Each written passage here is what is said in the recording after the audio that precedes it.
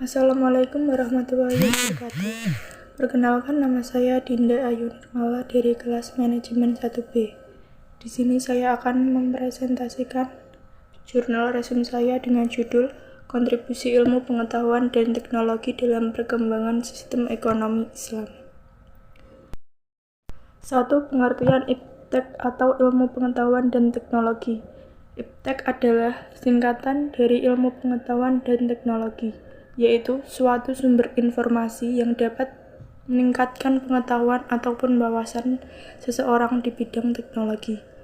Dapat juga dikatakan definisi IPTEK ialah merupakan segala sesuatu yang berhubungan dengan teknologi, baik itu penemuan yang terbaru, yang bersangkutan dengan teknologi, ataupun perkembangan di bidang teknologi itu sendiri. Secara etimologis, kata ilmu berarti kejelasan, karena itu segala yang terbentuk dari akar katanya mempunyai ciri kejelasan. 2. Pengertian ekonomi Islam. Ekonomi Islam merupakan ilmu yang mempelajari perilaku ekonomi manusia, yang perilakunya diatur berdasarkan aturan agama Islam dan didasari dengan tauhid, sebagaimana dirangkum dalam rukun iman dan rukun Islam. Sementara itu, ilmuwan dan ekonomi dalam peradaban Islam seperti Ibnu Taimiyah dan Ibnu Khaldun jauh hari telah menulis dalam karyanya masing-masing terkait masalah-masalah ekonomi seperti masalah buruh, masalah nilai, keuangan negara, pajak, hubungan pertumbuhan populasi dengan pertumbuhan ekonomi, hingga hukum permintaan dan penawaran.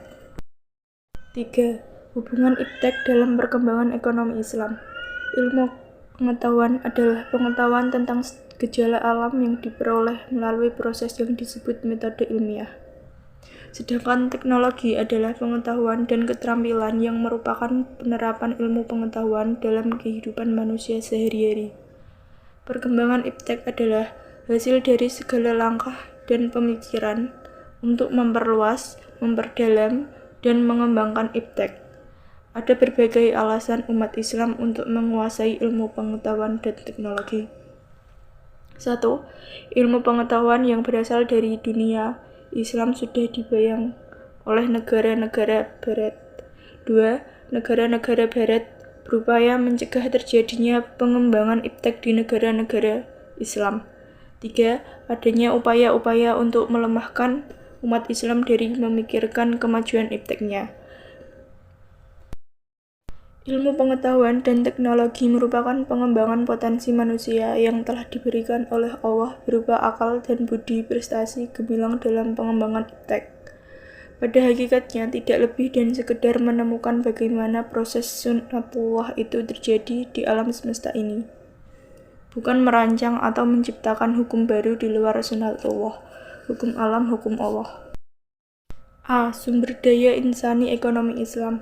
Sumber daya insani dalam Islam merupakan potensi dan kemampuan yang dapat didaya gunakan untuk dapat meraih falah, yakni kemenangan atau kebahagiaan baik di dunia maupun di akhirat, yang dengan kata lain, sosok dan peranan sumber daya manusia dalam perekonomian Islam sangatlah jauh berbeda dengan perekonomian konvensional pada umumnya.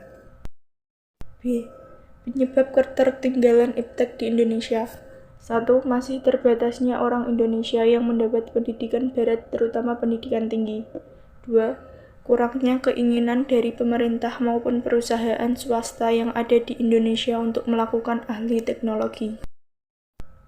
C. Pengembangan sumber daya manusia. Ilmu pengetahuan dan teknologi pada dasarnya bertujuan untuk meningkatkan kesejahteraan masyarakat dalam rangka meningkatkan taraf hidup bangsa. Pembangunan IPTEK merupakan sumber terbentuknya iklim inovasi yang menjadi landasan bagi tumbuhnya kreativitas sumber daya manusia, yang pada akhirnya dapat menjadi sumber pertumbuhan dan daya saing ekonomi.